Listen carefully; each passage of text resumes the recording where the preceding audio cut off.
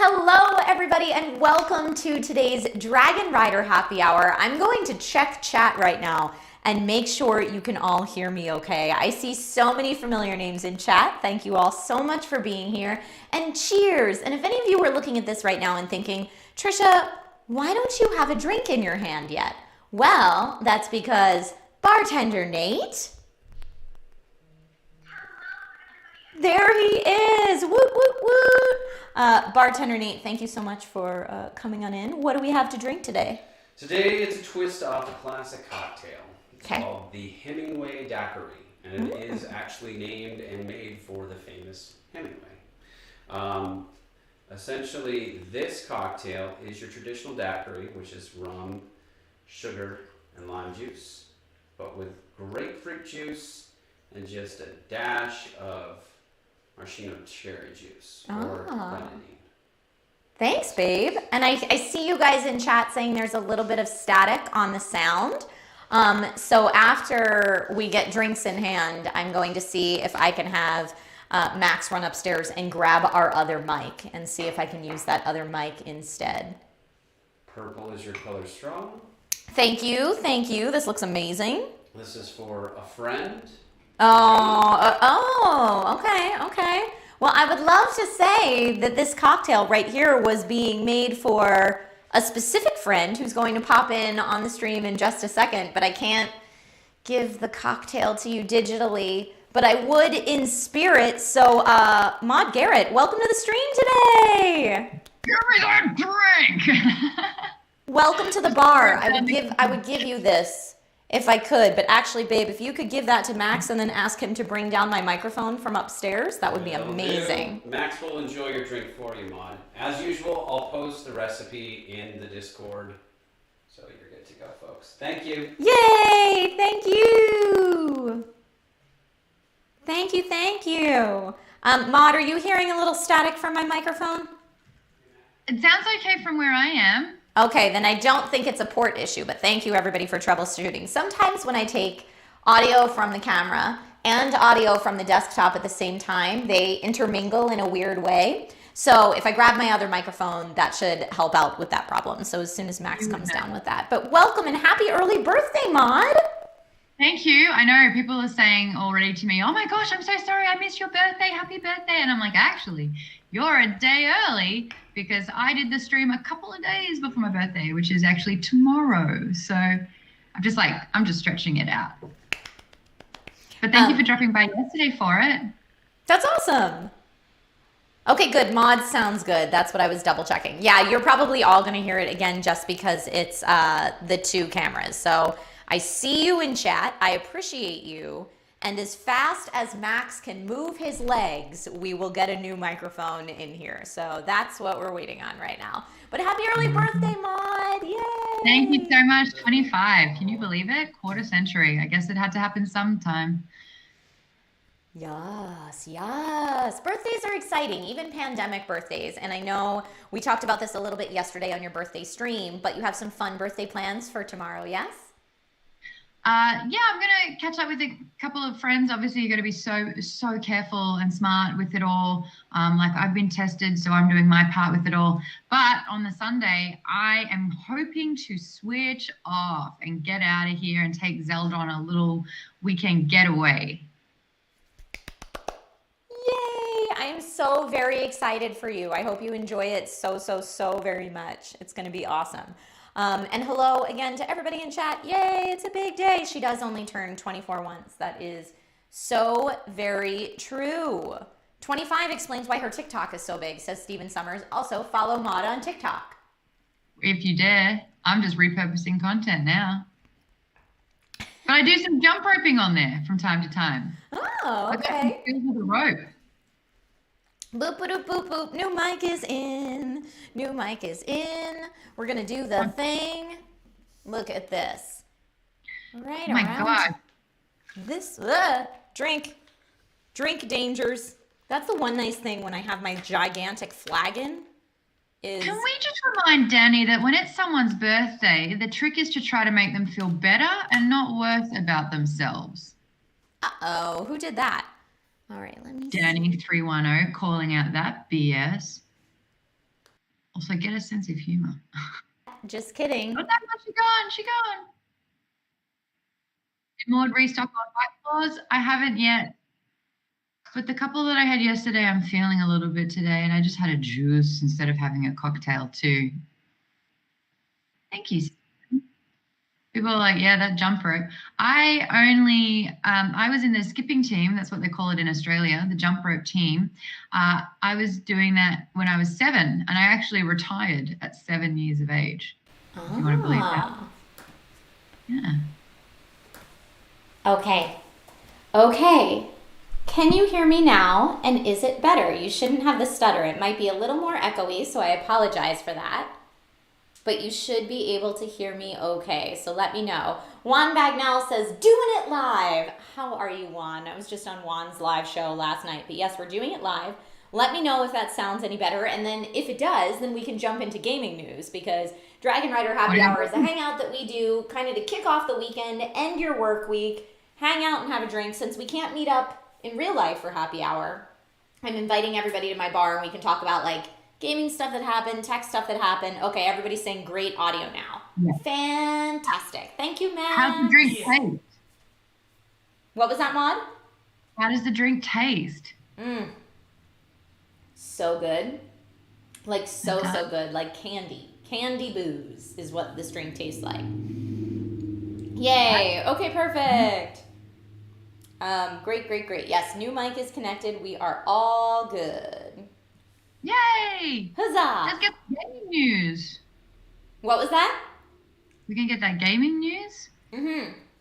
So first up to talk about today, I don't know if anyone saw this headline, but E3, the headline was E3 cancels live event. And I don't know about you, Maude, but my initial thought meant that meant they were canceling everything, because even live stuff is online live, like we're live online right now. But what they actually meant is there was supposed to be some kind of live in-person event for E3 scheduled for this summer, and they have canceled that. So now they are looking into doing a broadcast-only E3. And it's also, I mean, a lot of us probably, I don't know about you, Maude, but my initial thought is E3 is done. Once it goes online, I don't know that it's ever coming back. Do you feel that way too? E3 for me has not been as exciting for a while. I've been since like 2012. I remember I flew over from Australia in 2012 before I moved here to attend it.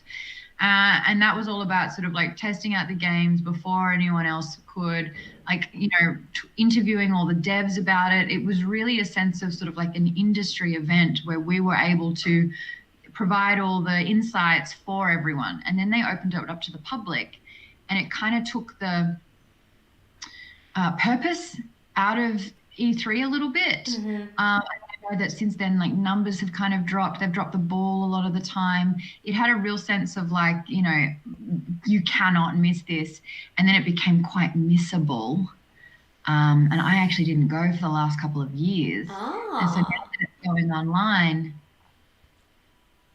like, I know that a lot of events are doing that. Comic-Con, San Diego Comic-Con has just announced that they're going to be online only again for the second year in a row.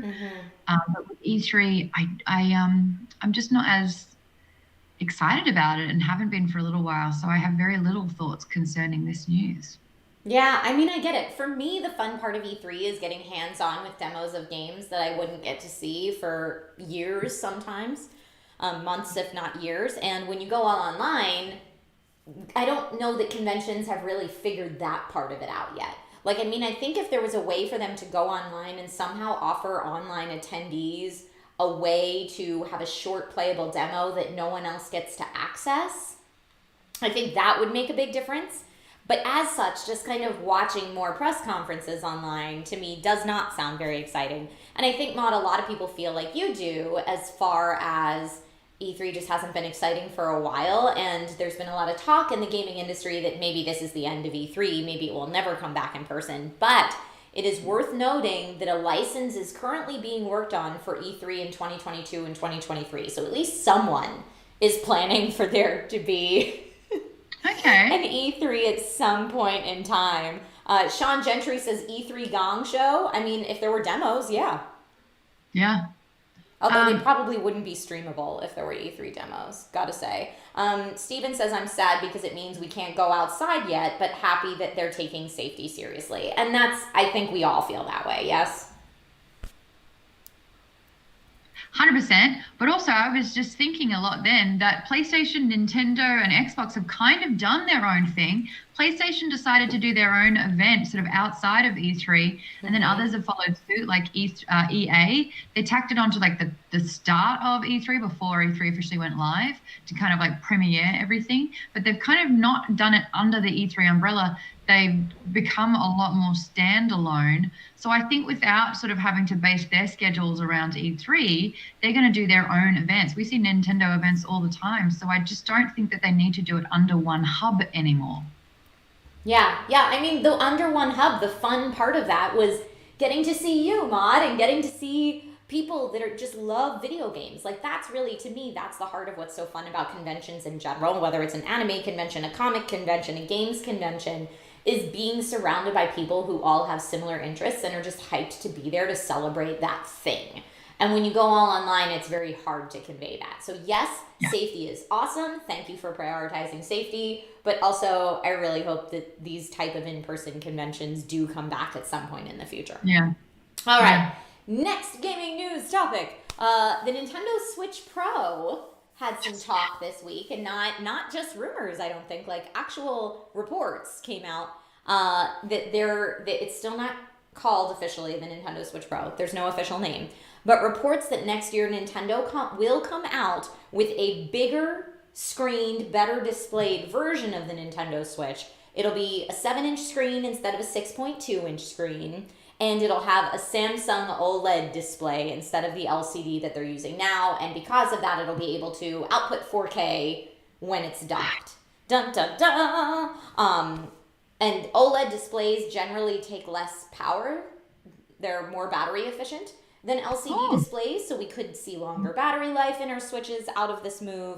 And OLED in general means that every individual pixel is lit separately and can be turned off separately. So you get much deeper blacks, much higher contrast, and really just a crisper, more beautiful image. There's also talk that OLED versus LCD may result in a faster response time. We'll have to see what they do with that. But my question then to you, Maude, and to everybody in chat is, do you care? Do you think we need a higher powered Switch, or are you happy with the one you have? I love my Switch, but I will say I used to only play it exclusively through my TV. But I've moved house and my station is in the lounge room. So I've actually gone off and had a handheld console to play in bed, and it didn't last very long at all. So that was slightly concerning.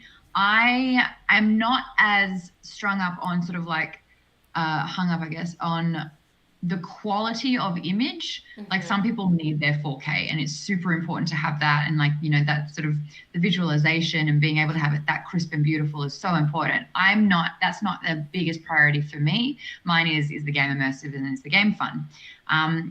In saying that, the battery life sounds cool. Size is so strange because I feel like phones started, like, it was important for phones to be small, and then they got bigger, and now they're getting smaller again. But in this case, am I going to be able to handle like the handheld version of that with that much bigger of a screen easily? Exactly, easily. Because the big appeal of the Switch is that you can plug it into your TV and play it through that, or you can take it on the go. And I want both to sort of be effective in that. But you know what? I think for me personally, I'm still trying to get a PlayStation 5 and the new Xbox Series X or S. So I would rather try and get those than upgrade already for my giant Switch XL. Yeah, no, I get that. And Switch XL could be a name for it. I feel the same way. I mean, it's only 0.8 of an inch, so it's not a huge size difference. But even as it is right now, the Switch, I feel like, is just on the cusp of being too big. It'll remain to be seen if it's just a little bit longer. I mean, I'm always a fan of a sexy display. I love OLED screens in laptops, like the laptop I'm using right now. Do we have OLED? I didn't know that. I'm a big fan of that Samsung OLED display technology, so that's cool. I think it also depends what games you like to play on Switch, right? Like if you're playing, I don't know, Witcher 3 is on Switch, right? If you're playing a game like that, you might want the better graphics, whereas if you're constantly playing Super Mario Golf Rush or whatever the new game is called, if you're constantly playing Mario games, you might not need that graphical performance. So it'll depend on the kind of player you are. And then my next question to everybody is, Luigi Figueroa says, I definitely think that the Switch needs an upgrade in order to play the AAA from Nintendo for gaming on the go. Exactly, depending what kind of games you need, for sure. Ashley says, I feel like if it gets any bigger, it will hurt the portability aspect of the console. And that's the question, really. And Danny says the Switch is awful for AAA games. I don't know how true that is. I know a lot of people who, and I guess it depends what you're considering high-end AAA games, but I know a lot of people who rock Diablo 3 on that and have a great time. Maude, do you play any of the non-Nintendo games on your Switch? No, I actually prefer buying them on either PC or Xbox or PlayStation. I get that. So I'm the same way. I'll play on PC if it's available on PC, and I go to my other consoles when it's not available on PC, generally as a rule. But then the question everyone was talking about on Twitter with this is it the Switch XL? Is it the Switch Pro, as kind of the industry talk around this has been calling it? Or is it the Super Nintendo Switch? Huh? I like it. I like Super Nintendo Switch better myself, personally. I think it's a lot more fun and kind of in the spirit of Nintendo, whereas Switch Pro feels very like tech jargon to me, and Nintendo's always been about the fun, right? Yeah. The XL, I got that because that's what they did with their 3DS and then and their DS. They had the DS and the DS XL, which I got, the bigger boy. And then I got the 3DS, which was smaller again. Yeah, I did all of them. I'm a bit of a Nintendo loyalist. And I love Nintendo. I've been streaming Luigi's Mansion 3 a lot on my channel lately. Oh, yeah. On Twitch, and it's been really fun. Are you saying that yet? Just wait. Your days are numbered until you start saying, oh, yeah, just like every day. I do repeat every time Luigi says something funny. I thought after he gets the elevator button, he's like, I got it. But everyone in chat was like, did he just say daddy? Oh, daddy. I'm like, I don't think he said daddy, but that's really funny if he did. Got it. I got it. Yeah, I hear it. I hear that similarity. Yeah. So good. Flipping it over. There are boos in there. Boo and daddy. That makes sense. Ooh, daddy. But flipping it over from Nintendo to a more AAA type title that you're going to want the high refresh rates and the better graphics for. The Outriders demo came out just end of February and has now been downloaded over 2 million times. The actual game doesn't launch until April 1st, so next month, but it's from People Can Fly and Square Enix, and it's a game that I got to demo ahead of time quite a few times. It's a, I guess, co-op shooter RPG is the best way to describe it. Have you played the demo, Mom? First-person video game. Yeah. Wow. Have you played it? No, but it's co-op. Trisha, you know what that means. It is co-op. Do you want to play it? Yeah. Yay! I really do. Yeah, it's the elements. We're in. Awesome. Yes. We should download the demo and make that happen. It's kind of a Mass Effect meets Destiny meets Gears of War mashup is like the best way I can describe it. And it's a lot of fun, but in the demos I've played of it, I'm not very good at it. I do have a very early build demo of it in a video on my YouTube channel from, I don't know, 6 months ago or such. And I think it's co-op mod. I think it's 3 players on a squad. 3? So yeah, we'll have to get together and find somebody else. I'm on Steam. There's 3 in the actual title there. You've got, looks like the middle one's a magic user, and then you've got your tank, and then you've got your, looks like Harry Dresden from the Dresden Files with that long duster. This looks cool. I was just gifted a bunch of games as well from my birthday stream, so I have like a lot to play, and like I am out of room on my computer, so I'm gonna have to start choosing between my children. But this looks fun. It has a very distinct Mass Effect vibe for sure. Question for you. I know you said you're almost out of room on your computer. Are you still gaming on your Alienware laptop? Literally the thing that's staring you in the face is pretty much what I'm Oh, Yeah. okay. Yes, this. Yeah. Because I was gonna say we can just get you an M.2 drive and install more memory. Oh, but of course, yes, that made absolute sense. We should totally do that, and I know how to do that too. I can walk you through it. It's not hard. You're all good. Okay. Well, Yeah. I am trying to get an actual PC, like a full rig setup. Like a That's tower. the goal. Yeah. Like Let's 3 see. monitors. Like I want to go the whole hog. I want people to look at it and be like, girl, what are your specs? And me be able to answer them. That's what I like to hear. That's what I like to hear. Stephen Summer says, I tried the demo. I'll pass on the whole thing. Stephen felt it was a little sloppy. Rob K says, woohoo, Outriders. A lot of people have been liking it. Lack of Word says, I heard 2 co-op is the sweet spot at the moment because the difficulty scales too high in a 3-person group. That is great feedback. Thank you, Lack of Words. So yeah, maybe just Maude and I will go in and try to make it happen. And Jimmy Sprinkle says, upgrade hype. I know, there's like no better feeling to me than when I'm like, I'm just gonna like take this tiny little thing and put it in my PC and increase my user experience by like, That sounds good. That sounds right. good. So we'll have to do that for you, Maude, because that would certainly be a cheaper solution than buying a whole new PC. Brad's wishing me a happy birthday from Australia. My birthday is actually in Australia at the moment. Yay! Happy Australian birthday! Oh, I love that. I love the Blue Mountains.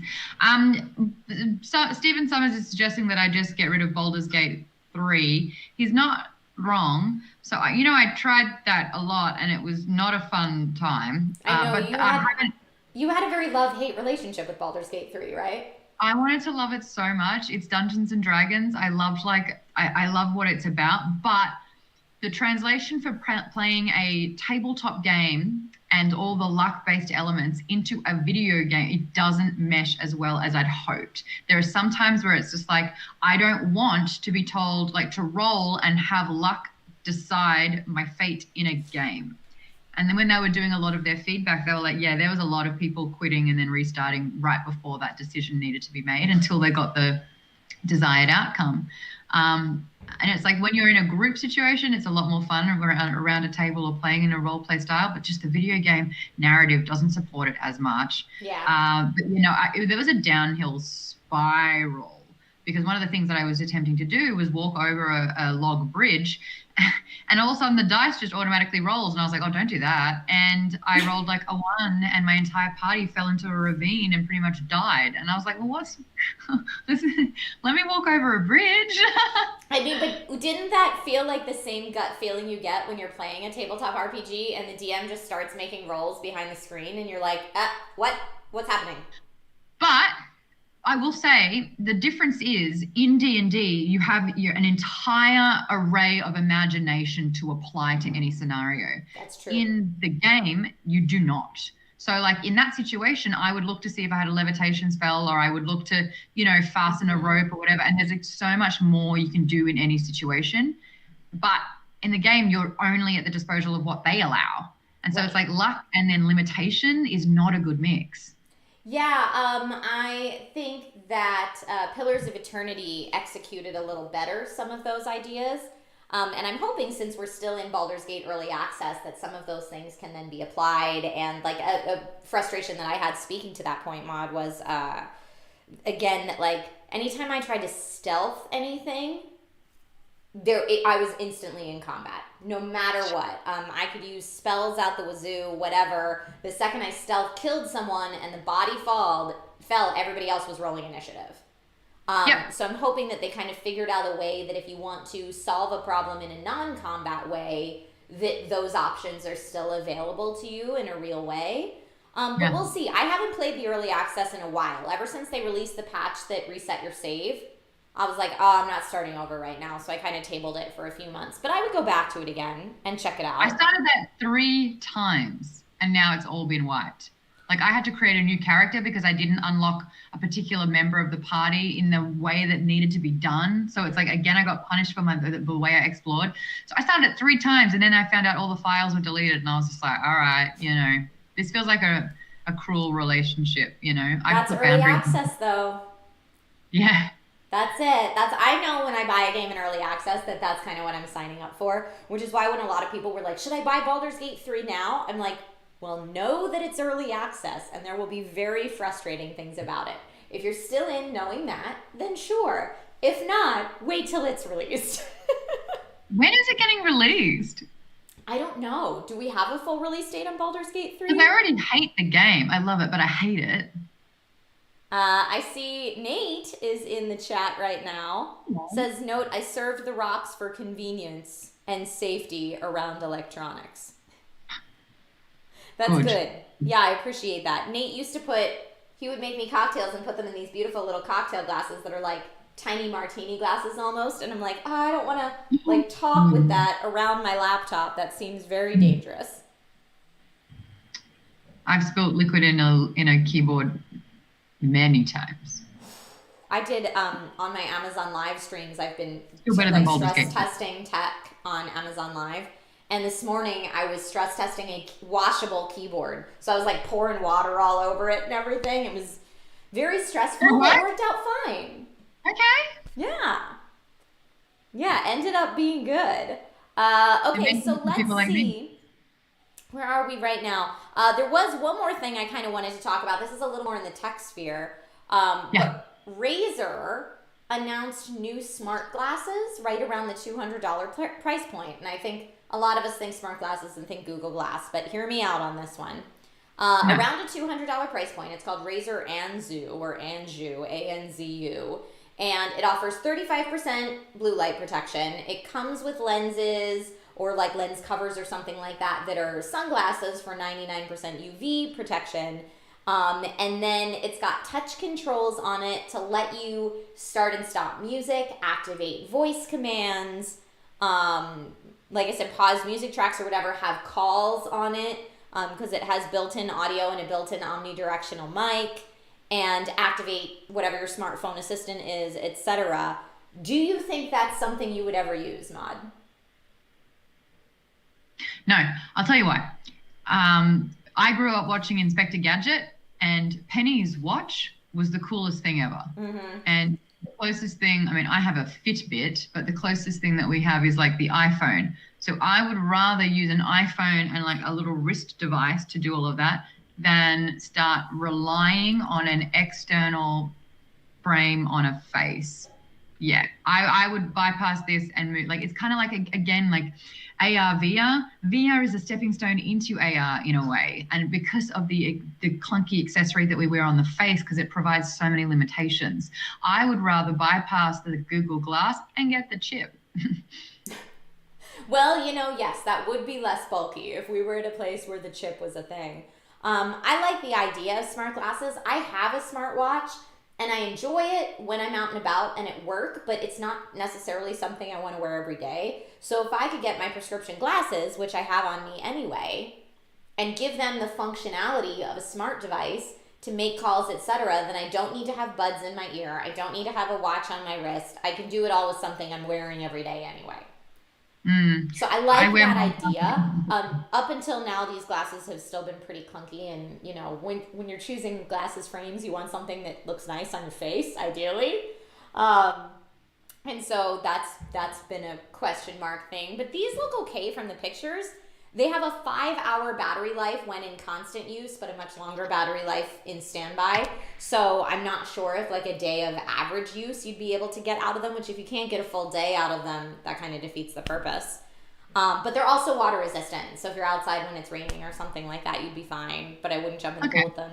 I just thought it was interesting. I'm looking at them. They're a bit chunky. Yeah. But you're packing a lot into them, so I get that. My face in chat says, I fall asleep on my glasses, so it's a no for me. I get that. But don't fall asleep on your glasses, dude. I think I'd still rather have something in my ear than on my face. Okay, fair. Yeah. Mm-hmm. It certainly, like I said, I'm used to wearing glasses all the time anyway, but it certainly affects your appearance to have glasses on your face, so you would want something that you like. Maude, are there any other things that are news topics that hit this week that you've been mulling over? And it's totally okay if there aren't, but just in case there's anything you're like, oh, you know what? I'm dying to talk about this. No, I've been on the One Division train too hard. I'm trying to think sort of like,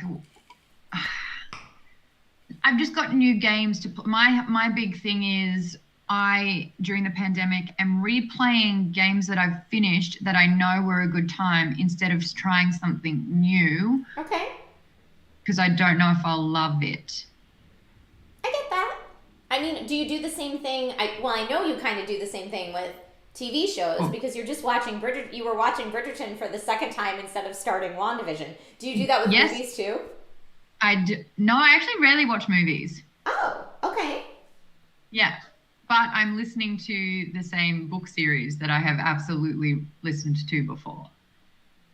I get that. I am the opposite. Even if I watched it once already and loved it, it's very rare that I will rewatch things unless it's been a real long time.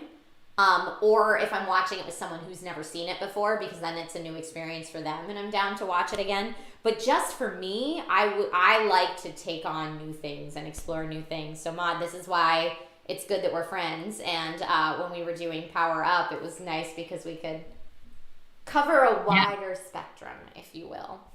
Do you want to help me choose the next game to play on Steam? I got 3 for my birthday. One of them is called Hidden Folks. Okay. The other one is called Moonlighter. Moonlighter's good. And then the last one is called My Time at Portia. My Time at Portia is very much like Stardew Valley. I love Stardew Valley. You might really like My Time at Portia, but Moonlighter's really good too. I don't know the other one. So it could Hidden be amazing. Folks? I'm trying to find just a little blurb about it and I'm struggling, but it looks like a black and white kind of game. You know, I love me my artsy indies. Yeah, this kind of looks artsy indie. So they're 3 out of 3 that are just like cool. I think Moonlighter, because I'm playing Breath of the Wild again. I deleted my file and I'm playing that from scratch because, you know, for another 80, 120 hours into a game. So the premise of Moonlighter being the fact that this is the guy who runs the item shop in an RPG kind of world, so has to go into the dungeons to try and find the treasures to sell to the heroes. I love that premise. And then the fact that My Time at Portia is just kind of like another version of a cool Stardew Valley. Like, what a time suck for me. Yeah. I need a better chair.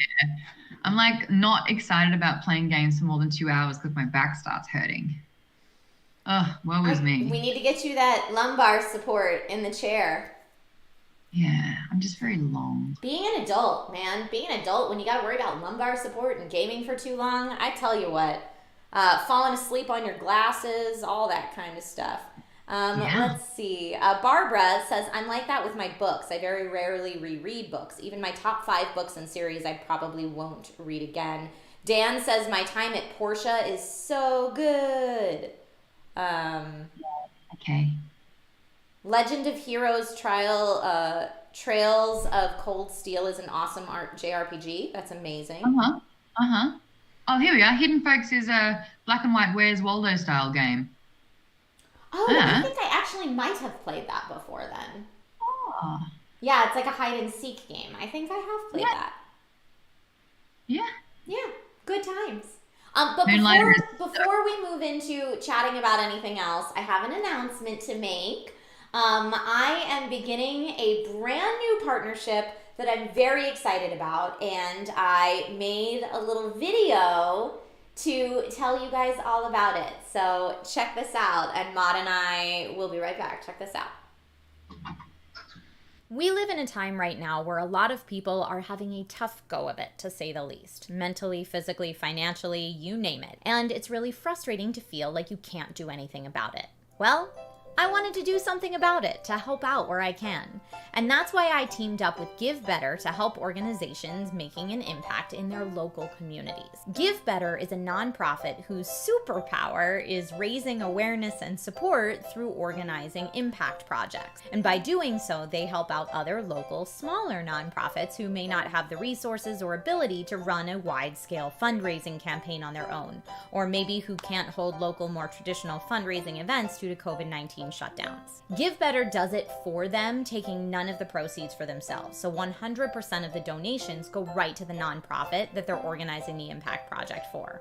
Let me repeat, 100% pass through to the charity. I really like the idea of finding and vetting individual organizations that are already doing great work in their local communities and then finding ways to support them. So that's what this partnership is all about. Right now, Give Better has multiple impact projects going on, like Project Free Food Scholarships benefiting Feed Philly Now, operating in my hometown of Philadelphia, and local projects in Give Better's hometown of Texas, with funds going to help folks in Texas that have been without power, water, and heat through these wild winter storms. Stay safe, everybody. These are just a few of the campaigns going on right now, and there's others that are supporting kids who have rare diseases, pay medical bills, and helping families who can't pay for food or rent with financial assistance in this super difficult time for a lot of people.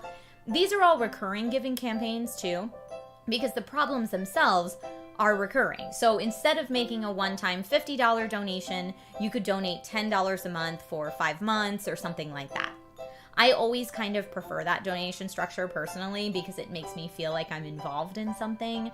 And right now, that's more important than ever, to feel like you're a part of something bigger. So if this sounds like something that you would like to be a part of, I encourage you to check it out. I will put the link to the Give Better website on screen right here, and I will also make sure to pin it in the comments as well. Yay, charity collab! So this is really important to me and really a lovely collaboration for me for a lot of reasons, but I've been doing a lot of local volunteering in my neighborhood, and it occurs to me anytime we do like these big Twitch charity streams or anything that the bigger charities tend to get inundated with donations. And the much smaller local neighborhood organizations that are doing great work at a local level don't have the means to fundraise in the same way and don't have the notoriety. So Give Better is helping to get those more large-scale fundraisers, but for those smaller organizations in your hometown. So like I mentioned, there's one from Philly there's one from Texas they're going on, and they change what those impact projects are regularly. So supporting small local nonprofits is a super, super cool thing. And again, that's linked in the description if you want to check out the impact projects that they have going on now. And the organization Give Better itself is completely nonprofit as well. So you can choose to donate directly to them to help the nonprofits or directly to the nonprofits with 100% pass through. And I just think it's a wonderful way to help out local communities at a time when a lot of us need help. So huzzah, you will see me talk about Give Better moving forward. This is not like a one-time partnership. This is an organization I would really like to support moving forward on a variety of different platforms. So if you have any questions, feel free to reach out to me. But yeah, it's a very exciting partnership because I think we just all want to do something right now, Maude. Yeah, I did the same thing. I teamed up with a charity organization that were less than a year old. And they were just saying that just how hard it is being a brand new charity and how like difficult it is hitting any sort of benchmark and getting marketing and recognition on their own. So I feel you on that. I totally understand sort of like using our platforms to be able to guide good intentions to people that need it. Yeah. And Dan, thank you so much for the super chat. Says tell Maude I love her as well. That is very kind. Much love right back to you, Dan. But yeah, you know, and since Nate and I got a house and have like a neighborhood that we want to stay in for a while, like I said, I've been trying to volunteer and work with a lot of like local in my neighborhood organizations, and through that it really did dawn on me how like those are the organizations that can use your help. So yeah, I don't talk about a lot of the local volunteer stuff that I do, partially for privacy reasons because I don't necessarily want everyone to know exactly where I live. And also partially because just about everything that you're involved in can upset somebody, and like it's a thing I do for the me time, so I don't want to get into that ever. But yes, support local charities and huzzah, Give Better partnership, which is very exciting. Aditya Neal says, is Maude into streaming? I occasionally see her on Instagram, and that's it. Well, you should follow twitch.tv/geekbomb, where Maude has been streaming pretty regularly, and sometimes we do co-streams and squad up. In fact, we're talking about doing it for Outriders really soon. So do we do it? Do we take the plunge? I mean, yes. I think that'd be really fun. When's the next time you're planning on streaming? Well, we kind of always just temp kind of blocked Thursday afternoons. Do you want to get together next Thursday afternoon and make it happen? So bad. So bad. Yeah, we should do a stream next Thursday afternoon. That sounds great. Well, actually, I think we already have a stream plan next Thursday afternoon that we're not allowed to talk about yet. Another time, but potentially on a Thursday afternoon, which could be very, very fun. But yes, we have a lot of fun collaborations coming up yet. Some of them Maude and I aren't quite allowed to announce yet, but Thursday afternoons should be hopping. That's what we should say. And the goal is for Trish and I to play games together because we play games very differently.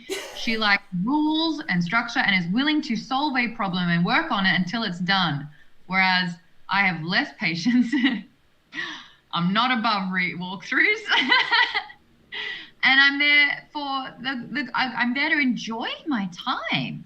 And and I really enjoy working on a puzzle until it's done. So it's just a different, but yes, I think it makes for more fun streams when you have a little bit of all those different personality types or gamer types. I had Max on the Gong Show stream this past week, and I don't want to spoil it for anyone that's going to watch the recap, but he is a chaos gremlin. He is a chaos gremlin in video games. And I was like, what are you even doing? Chaos gremlin sounds awesome. I get called chaotic. Adam Vision. Adam Vision is a bit of a chaos gremlin, at least when we were all playing Rust together. Oh my god, but there's chaotic, and then there's like obliterating wholesome values. Mm-hmm. Yeah. So I'm like chaotic, but that's because like life's fun and exciting and like no rules are gonna slow me down kind of deal. Mm-hmm. But I'm not gonna take all my clothes off in the game. Sorry. Yeah. I did get in a hot tub though. We got in a hot tub. We were all in a hot tub in Rust, and it was very fun. That was fine. I went on the dance floor for a little bit as well, but yeah. Thank you, Nathan. But yeah, I'm there for a good time, but a wholesome time, somewhat. I murder a lot as well. There's a lot of killing. I'm very mordery. Yes. My time is done. Barbara's with you, Maude. She says, if I can't solve a puzzle in 5 minutes, I'm Googling it. Thank you. I mean, if there's a hurdle in the way, do you try to jump over it, or do you just push it down and walk around it? There's different ways to tackle problems. That's 100% true. Now I'll open it up to chat. If chat has any other gaming or tech news that you want to talk about, any headlines that came across that you're like, I just got to talk about this, throw it in chat. Or if you have any just random questions for me and Maude, like this is like the hangout portion of the vid. So welcome to my bar and just hang out. We're all just chilling here right now. I just looked up a gaming website that I sometimes frequent, and apparently the PS5 and the Xbox Series X had a rocky first 100 days. I just think that they released them without enough of them. Yes, and that's happening all over, and it's because there's just chipset shortages everywhere because of pandemic and production and, all of that. So it's the same thing with graphics cards, both from AMD and NVIDIA. Like, if you want new tech right now, it is very hard to get your hands on. And Maude, I will tell you about an app that I've been using that is not a partner for this very video right now, but actually I did partner with for my Twitch stream a couple weeks back that tells you when stuff like that comes into stock. So I'll give you that info after. It's what I use to know when the graphics cards and PC components and stuff are in stock. Okay. Yeah, I understand like the need to push them out because we are in a pandemic, and like the demand is definitely like more than it's ever been. The fact that like I think it was like the Twitch people that signed up to be a Twitch streamer like increased something like 800%. Like it was just insane. Like everyone's wanting to do it. I remember ring lights went up like 200% in price. We couldn't get any Logitech webcams. I was just going to say you couldn't get a webcam to save your life for like the first 3 months of lockdown. Yeah, because everyone was doing Zoom calls and working from home all of a sudden. So I understand that big time, but at the same time, I mean, am I a little bit bitter because I kind of wanted a console and I haven't got one? Yeah. But did I try very hard? No. Well, Am I to I'm blame? telling you, you sign up on these lists. There's also Twitter accounts you can follow that like will just tell you when stuff comes back in stock. And if you're available and on your computer to hop on it, which I know, Maude, you're not all the time because you might be on set or something like that. But if you are available, then it's a good way to get it. I helped my best friend who lives in New York City. I helped her get one as a gift for her spouse, which was awesome. That's nice. Yeah. Let's see. Jeff Dumas says, I'm keeping my eye out for new Newegg shuffles. Yeah, Newegg's doing that now when they have it. Exactly. When new stuff comes in stock. But yes, the price gouging on the RTX 3090 is insane right now, Luther Hitchens. You are 100% correct. You can buy a full tower with an RTX 3090 in it for cheaper than you can buy an RTX 3090 on its own. A lot of times right now. It's like a printer situation. The ink's more expensive than the printer most of the time. Yeah, well, I mean, a bunch of the companies had contracts where they promised other manufacturers a certain amount of stock for their units, and then so whatever is left over to sell individually, that's the supply that's suffering. TK Bay, how are you, TK? So Juan Carlos and TK, I was on their stream last night. They do a really awesome What's Going On This Week in Tech type stream. Definitely check it out. TK says very hard to get a 3080 RTX anywhere. Would love some tips on how to find them. In addition to following in-stock accounts, and of course having your name on the signups for like Newegg and stuff like that when they come back in stock, there is, and again, this is not a sponsored spot, but there is an app I use called Shop Tagger, Shop Tagr, and you can go to your favorite stores and find the item even if it says it's not in stock and just kind of put a watch on it, and you can set it up so you get phone push notifications and emails whenever any of those items that you've earmarked come back in stock. So if you happen to get the push notification right away and get on it right away, then you could have a chance to get that. And that's how I helped my friend get hers, and I've helped other people with PC components and such that way as well. A lot of people reach out to me because they know I host for Newegg from time to time to see if I have like a hookup on PC components. Spoiler alert, I don't have any kind of discount. I'm not an employee. I have no private knowledge. I'm in the same boat as everyone else there. The only way that I have an RTX 3090 now is thanks to Alienware. I'm guessing it goes 3060, 3070, 3080, 3090 in terms of how good they are? Yes and no. It's not like a direct like similar performance gap each way. But you can say that, the 30 series is the newer generation than the 20 series for sure. But yes, that's generally like a 3060 is going to be a much more affordable card that's less high performing than the, all the way up to the 3080s and 3090s. But 3080s are particularly hard to get because they're a great bang for your buck price to performance ratio. The 3090 is actually more than most people need, and it's very expensive. So the 3080 is the sweet spot for a lot of people. Okay, good to know, because I just found a PC that's got an RTX 3080 in it, and it looks pretty, and I'm flagging it. Flag it, for sure. Like I said, it's easier to get a full PC with one in right now than one by itself. Okay. Dan says, just got a new gaming rig and hard to buy it pre-made since all computers are impossible to find. I mean, yes. It's a rough world right now for any tech, whether it's gaming consoles, PC components, etc. I can be the new fries. Jimmy says Trisha can be the new fries.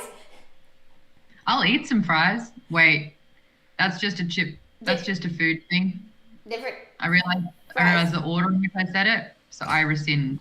Have you ever been to a Fry's Electronics? Now they closed down, so it's sad. But did you ever go to one, Maude? There was one, yes, but there was one near Sourcefed's old offices. Oh, that's true. There was.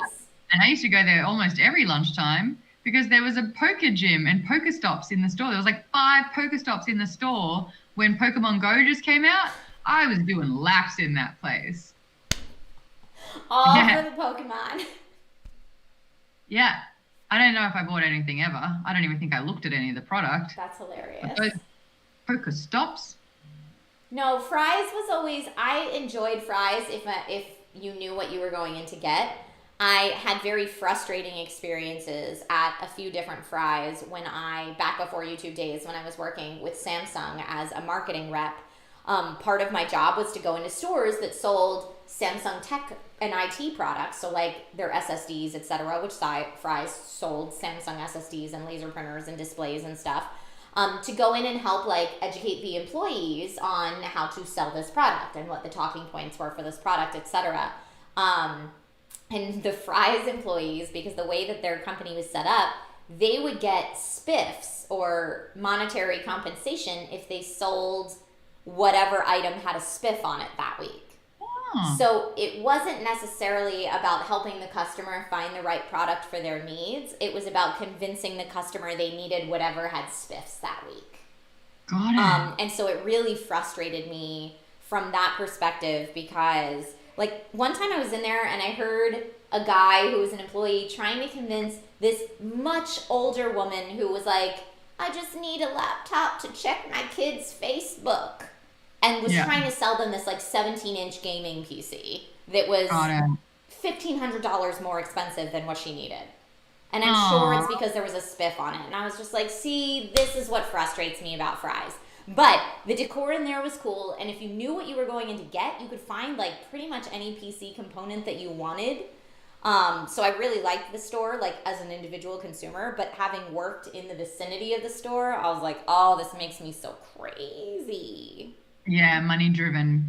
Yeah, I hear you on that. That's interesting to know, though. I see Dan says I worked in a store that had those and I hated it, and Steven says that's icky. I know, right? But in general, I liked the decor of Fry's. That was an Alice in Wonderland themed one, a UFO themed one. Which was the one that was right by Sourcefed's offices? It felt Alice in Wonderland. It was the Alice in Wonderland one. Okay, and then the UFO one must have been the one out in Ventura. When I get confused because when I did my Samsung job, I was the marketing rep for the northern half of Los Angeles. So I had those two Fry's plus the Burbank one that were like, maybe UFO is Burbank. I don't remember. Anyway, none of them are anything anymore because Fry's closed down. Died. Fry's died? Yeah, Fry's is done. That was news like last week. They're done. There's a lot of places that have been shutting down though. Like, a lot of businesses just aren't surviving. It's been a year. Mm-hmm.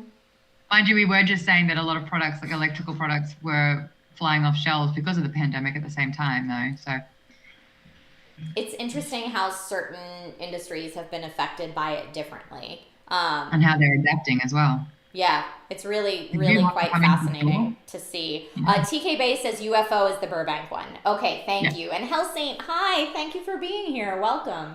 Okay, so UFO was Burbank. And what was the Ventura County one? I'll have to rack my brain and figure it out. But yes, Woodland Hills, which is by where the old Sourcefed offices are. We can say that now. I'm so like, we can't say where, they're not there anymore. It was in Woodland Hills. They're not there anymore. No, we used to work in Woodland Hills. God, that was so far away. It wasn't, I feel like everyone who worked at Sourcefed who didn't live in the Valley eventually moved to the Valley just to make your commute to work easier. Where were you living then, Maude? Los Feliz? Oh, in Los Feliz. Yeah, that would be a hefty commute. It was. It was an hour. I listened to a lot of books. Mm-hmm. It's a good time, though. Good time. Well, Maude. I didn't even last a year and a half there. Good time. Good time. Felt like forever. Good time. I'm sad that you and I never got to work together there because that would have made that would have made that full-time hours a lot more bearable. Yeah. My God, it would have been. That's the thing. It's like what we could have done in that time. But do you not think that we had a week overlap? I swear you were still in the office when I first got the job, but then I was sent home because of the visa issue. And I had to like wait 6 weeks before my visa got approved before I could come back into the office. But I swear I was there for the first like 3 or so days before legal had a little issue with me. And you were in the offices still. Maybe. I remember coming in and seeing you when I had come back. They asked me to like come back and do a table talk right after Logan was born or something like that. Yeah. And I remember then, so I was done at that point officially, but I remember coming back and seeing you when I would come back in for like guest appearances and stuff like that every now and then. I brought you back. Yeah, when I left, this'll decide it. When I left, the writer's room was still in that little fishbowl. Or no, I guess it moved from the fishbowl out into the middle that had the glass ceiling. And I think when I met you, the writer's room was back in the warehouse part. Got it. When I first started, though, it was in that front room. Was it? Okay, then yeah. I was sitting on the, like, so if you walked in, your desk was the top right or left? I was right across from Steve. Steve and I, like, shared a front-to-front desk. Yes, I was next to Steve. Nice. No, he farted a lot. Oh, being close to Steve was tough. Yeah, for sure. Yeah. Barbara Master Marino says, I do miss Sourcefed. That's how I found you, Trish. That's awesome. I know a lot of people, that's how they found Maude and I, because Sourcefed was so lucky to have such a wonderful, faithful community and such a big viewer base, which is awesome. But Maude, your career has been so varied since pre-Sourcefed, all your TV work at Nickelodeon and stuff like that, and then all of the work you've done since then.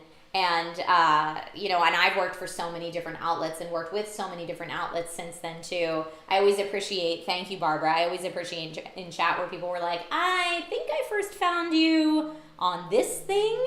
It always surprises me. Like, I have people that follow because they saw me on Screen Junkies or, like things that just, I'm like, oh, cool, awesome, thank you. Yeah. Things that are always a surprise, which is awesome. Everyone's saying, yep, found Maude from Sourcefed. Same. I actually, in the stream yesterday that I did, we asked the question, because an inside joke, we had a song about Sam being our friend, and I've got mushrooms on my chicken sandwich.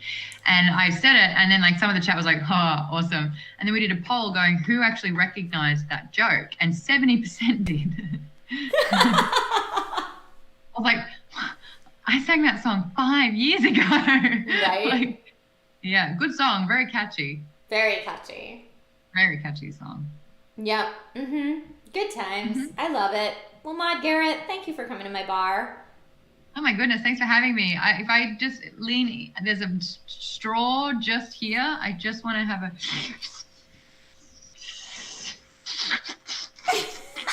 Thank you.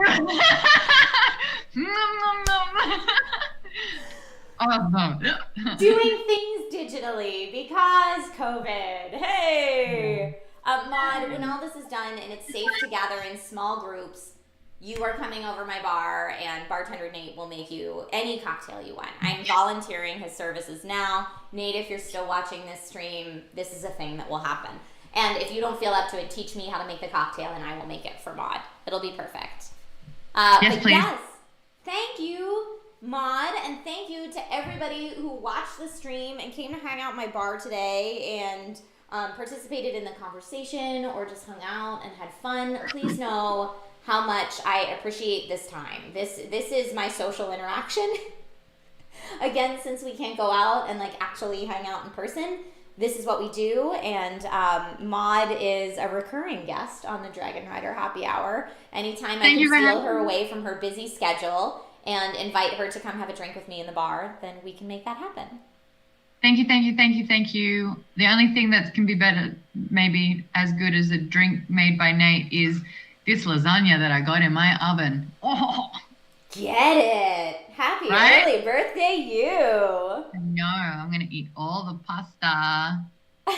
King Vegeta says, hey, Trisha, go Niners. This is not a Niners sweater. It's a Flash sweater, but we still like the Niners in my house. My husband's a Niners fan, so it definitely still applies for sure. But Justin says, such a good visit today. Love catching the happy hour. Thank you so much. Rydian Morgan again says, happy early Australian birthday for Maude, and actual birthday, Australian birthday for Maude today, actual birthday for Maude tomorrow. And Aloe says, let's go, right? So thank you guys all again so much for being here. You're amazing. Maude, do you have any final words for everybody before we sign off? What's a Niner? Oh, the Niners, the San Francisco 49ers. It's a football team. If you say so. Yes, I am streaming. If you would like to join in on my stream adventures, twitch.tv/geekbomb.